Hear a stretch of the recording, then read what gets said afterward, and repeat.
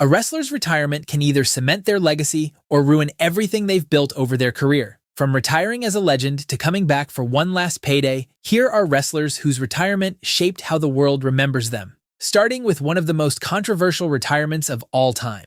Shawn Michaels had what many consider the perfect retirement at WrestleMania 26. After losing a classic match to The Undertaker at WrestleMania 25, Michaels became obsessed with getting a rematch.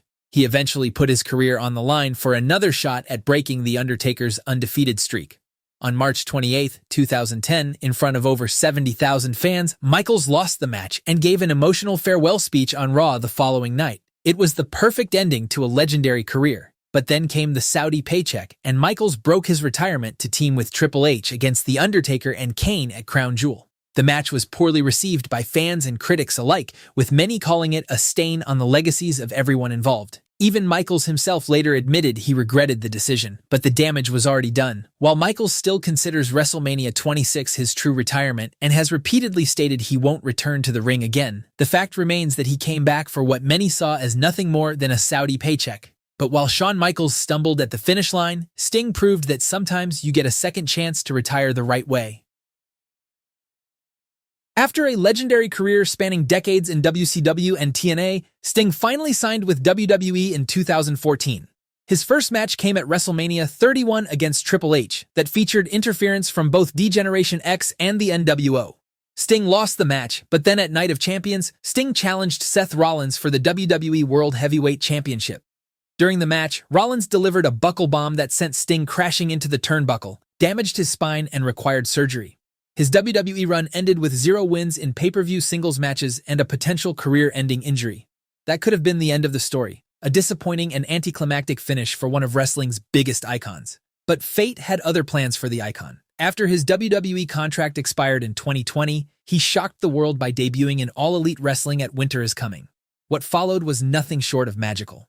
Sting teamed with Darby Allin and went undefeated in AEW, racking up win after win and proving he could still go at the highest level.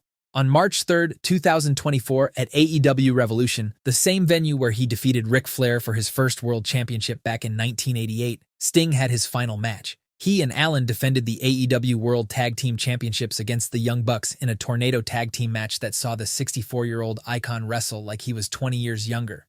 Sting and Allin won the match, and Sting retired in AEW as champion.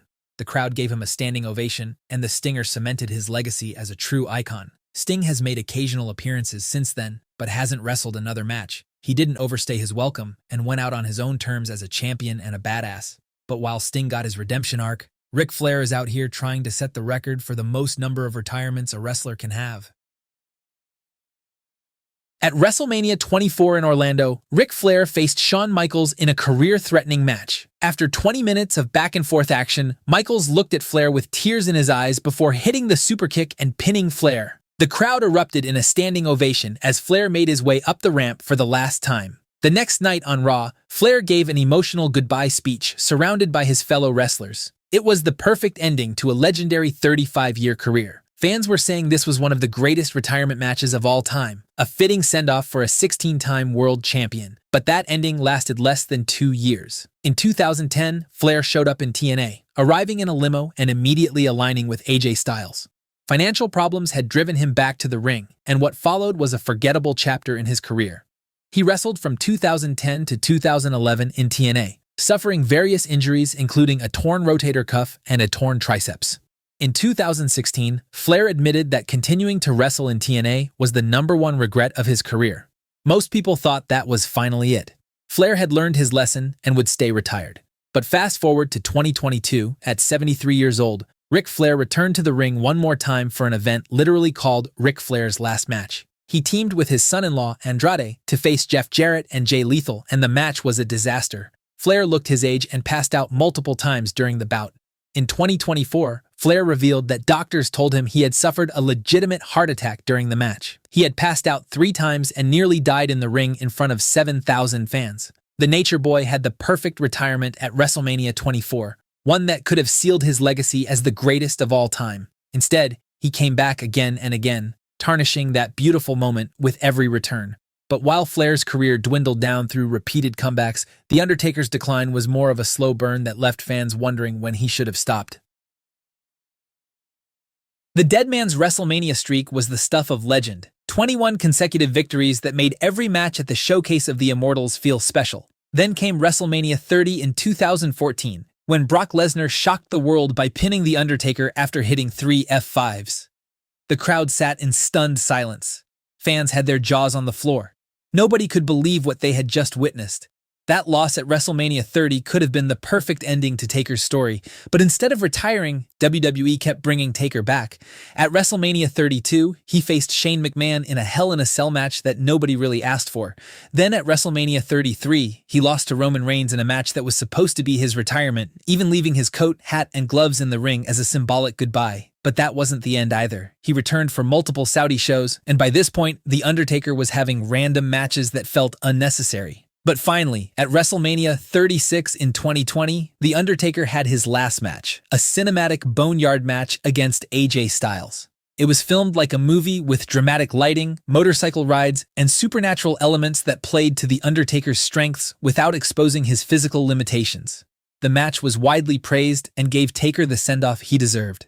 But while the Boneyard match was a great way to go out, fans couldn't help but wonder what could have been if he had just stopped after losing the streak at WrestleMania 30 or after the emotional goodbye at WrestleMania 33. But while The Undertaker at least got a proper send-off and went out strong, John Cena's retirement tour became a masterclass in how WWE can fumble the departure of its biggest star. After announcing his retirement at Money in the Bank in July 2024, Cena promised fans one last year of wrestling in 2025. The year started with a shocking second-place finish in the Royal Rumble to Jey Uso. But then came the Elimination Chamber, where Cena won and earned a shot at the WWE Championship at WrestleMania. However, what happened next shocked the entire wrestling world. After the match, Cena turned on Cody Rhodes, attacking him with The Rock and Travis Scott. John Cena, the ultimate babyface, the man who represented hustle, loyalty, and respect for over 20 years, had finally turned heel. Social media exploded. The moment went viral. It was one of the most shocking moments in WWE history. The problem was, WWE had no plan beyond that one shocking moment. The Rock vanished from WWE immediately after, never appearing again during Cena's heel run. Travis Scott's involvement felt random and forced. Cena's explanation for turning heel was that he was in an abusive relationship with the fans and wanted to ruin wrestling for them by being the last real champion. It made no sense, especially when Cena was covered head to toe in merchandise advertising his retirement tour. At WrestleMania, Cena defeated Cody Rhodes to win his record-breaking 17th World Championship.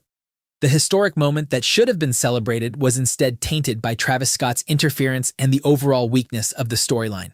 The heel run dragged on for 5 months with forgettable feuds, and by SummerSlam in August, Cena randomly turned babyface again with no real explanation. He lost the title back to Cody Rhodes, and Brock Lesnar returned to brutally attack Cena after the match. The second half of Cena's retirement tour was much better, with excellent matches against AJ Styles at Crown Jewel and winning the Intercontinental Championship from Dominic Mysterio in November, finally becoming a Grand Slam champion. But the damage from the heel run was already done.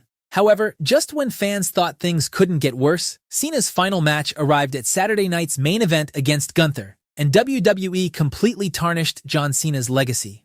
After 20 minutes of back-and-forth action, Gunther locked in the sleeper hold. The crowd chanted at Cena not to give up as their childhood hero fought and fought, but eventually he had nothing left. John Cena, the man whose entire character was built around never giving up, tapped out in his final match. Making Cena tap out in his retirement match betrayed everything his character stood for. Kids and adults all over the world who grew up worshipping Cena as their hero were heartbroken to see their idol betray his own message. Some defended it as putting over Gunther as a future star, but it left a sour taste for many fans who wanted to see Cena go out as the unstoppable Super Cena for the final time.